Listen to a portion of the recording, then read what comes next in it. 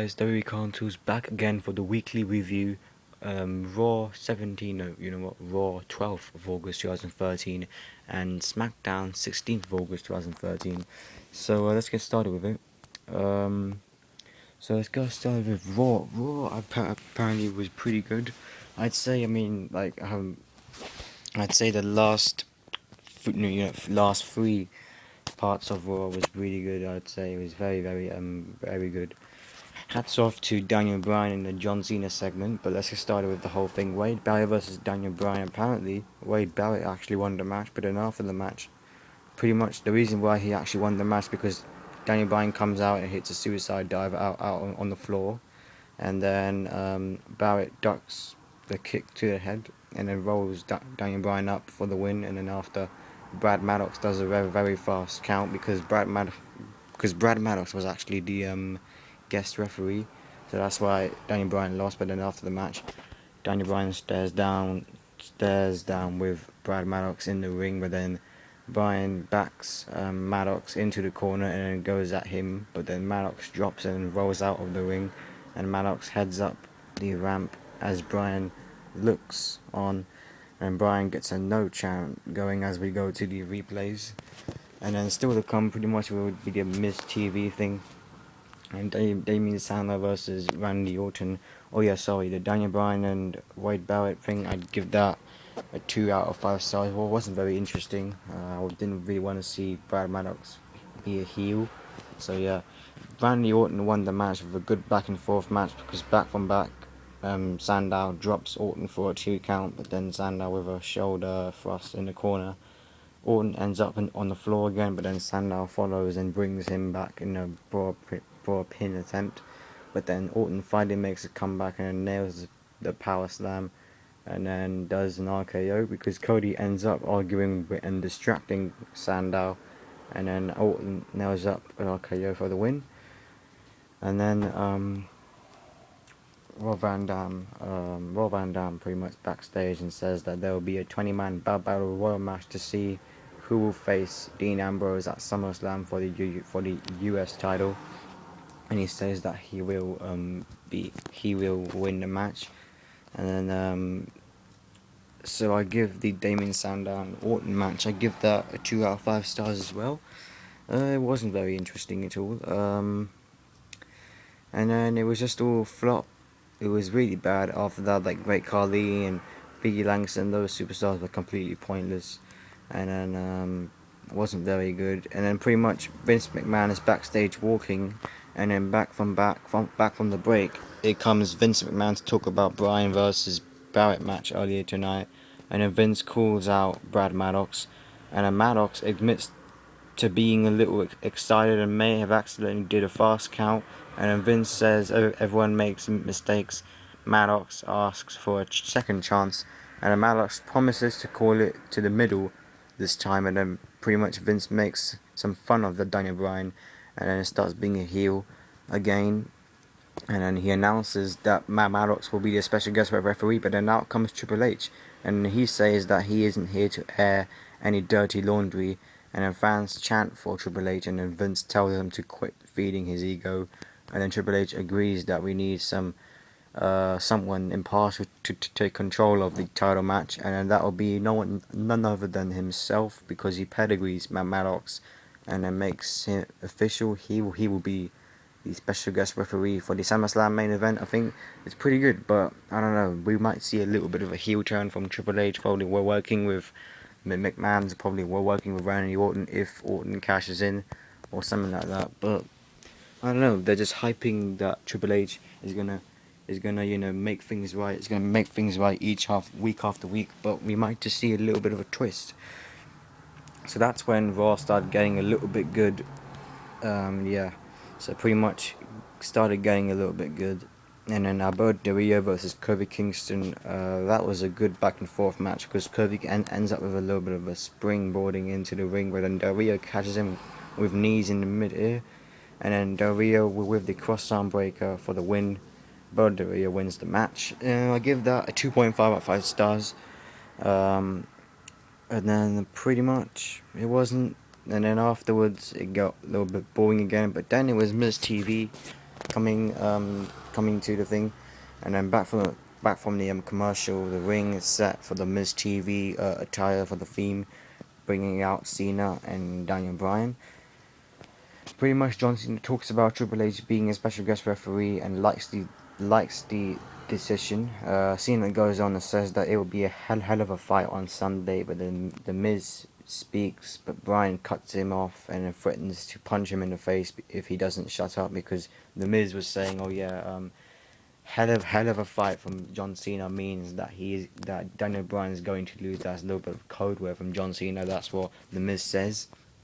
And then Daniel Bryan disagrees, and pretty much he kind of agrees, disagrees. I didn't really get it, but it was going very good at that time when Daniel Bryan started speaking. He said that he doesn't get it. He said that why do people think that all Bryan can do is just have a good fight? But then Cena tries to interrupt Daniel Bryan, but then Bryan hushes him. And then Bryan talks about how Cena is more style and substance in it for the glory and not for the wrestling. And then they go on and Cena gets ready to fight. And then Cena cuts a promo about believing, more talking by Cena, because Cena brings up granting a Make-A-Wish Foundation today, and then the crowd pops, and then Cena says he's proud of who he is and he's proud of what he became, and Cena spelled it out. He does not respect Daniel Bryan, and Daniel Bryan says that Cena isn't treating this like he treated his matches with The Rock or Shawn Michaels, because Cena respected them. And then Bryan yells about how all he wants is the title just once, but cannot, he cannot, Cena cannot actually, he cannot be desperate. He can't be hungry for just only one championship title, for just only one WWE championship title once. But he's won it for like 11 times, so he cannot even feel how desperate Daniel Bryan is, and then pretty much Daniel Bryan just kept yelling, and he says for Cena that this is just another SummerSlam, but for Daniel Bryan it's his biggest match of his life. And then he says in Japan, before big matches, the wrestlers would slap each other to hype the match up as a tradition. And Bryan comes to face with Cena, and he says that he wishes he could slap Cena right now, but he can't, because Cena is not a wrestler and he doesn't deserve it. Cena slaps Bryan and tells him to smack back. And then Bryan says that Cena does not deserve it, and that was the part where I loved it, because he did the right thing. Daniel Bryan completely admired that, and I think John Cena got a little bit carried away because his face was pale, he was all red, cheeks were red, and he was completely angry. He probably got a little bit carried away, which was very rude, because he just slapped him, which Daniel Bryan was just laughing. And out comes Triple H. He gets in between Cena and Bryan, but then here comes Orton to the stage and then stares down at the ring, and his music plays. And it's still the come with the Punk versus Heyman, but it was the Battle Royal. Pretty much the winner of the thing will face Dean Ambrose. But then back from the break, and more superstars were out. Pretty much here comes from Mark Henry, and there was Ryback, and it was Rob Van Dam, and pretty much I think that was it. But then Ryback was eliminated by Mark Henry. Then it comes down to two, RVD and Mark Henry. But then RVD ends up getting the win because he eliminated Mark Henry, because Mark Henry tried to eliminate by running into RVD near the ropes, but then RVD just ducked down, and Mark Henry just fell out, and then Rob Van Dam won the match. Then she would come out to the corner after the match, pretty much because Henry and RVD respect each other. We had a show of respect, and Big Show's music hits, and then out comes to stand with Henry and RVD, and returned. It looked very good with his beard. It looked very good. It looked in shape as well. And CM Punk versus Heyman. Well, Paul Heyman completely revealed that this was all a trap, because CM Punk, he says that Brock Lesnar is here pretty much, and he says that the only reason Punk could face Heyman is if he faces Heyman and Brock Lesnar 2-on-1, and CM Punk's music hits, and now comes CM Punk from the back, gets a TV camera and smashes Brock Lesnar on the head, and then down goes Lesnar, and then CM Punk keeps on attacking Brock Lesnar with a steel chair, and then flies on top of him outside the ring, and it was pretty great. But I did not like the fact that CM Punk came from behind, which is really bad. So that was pretty stupid of him. But the thing is, the storyline's not very good, but the matches will be very good. Just like back end in WrestleMania with CM Punk and Undertaker, storyline was very bad, but the matches were epic. So yeah, um, it was pretty good. But then out come Curtis Axel to try to save Paul Heyman from CM Punk attacking him. But then CM Punk did the GTS on Curtis Axel, and he says, "Best in the world." He starts shouting it, and the fans were completely popped for CM Punk. So that was for decent show. I thought it was probably going to be good. 3.5 out of 5 stars. I think the Punk versus Heyman thing, I would give that a 3 out of 5 stars. But I give the match, the segment of the night, thing that stole the show of the night was Daniel Bryan and John Cena. Both did pretty good. Did not like the fact that John Cena. I just don't get that. Why did John Cena? Because John Cena said it himself. He does not respect Daniel Bryan. But he did say that. I mean, he chose Daniel Bryan as the SummerSlam opponent because he respects him. I mean, that's exactly what he said. But now he's saying that he doesn't respect him. I don't understand that. I think John Cena is being a hypocrite, to be honest. But he did do some pretty good mic work with talking about the Make-A-Wish Foundation, which I do admire. Um, but he just being a little bit of more hypocrite, to be honest, in my opinion. So leave the comments below. Down at SmackDown, I'd say was alright. I mean, it's like any other week, but Raw still stole the show with Daniel Bryan and John Cena. SmackDown opens with Bray Wyatt coming out and saying that he will beat Kane, and then Kane comes out and then attacks the Wyatt family, but then the Wyatt family beat Kane down and then left him in the ring completely hopeless, and they just pretty much laying, and then they just left him laying in the ring to end the opening segment. Christian defeated not Alberto Del Rio. He defeated Damien Sandow by pinfall. He picked up the victory with a roll up for the 1-2-3, and after the match, Christian hit Sandow with a spear, which led Del Rio coming out and attacking Christian from behind. But then Del Rio tells Christian he will never win the World Heavyweight Championship again, as Del Rio attempted to continue the onslaught on Christian, setting him up for the crossarm breaker finishing hold.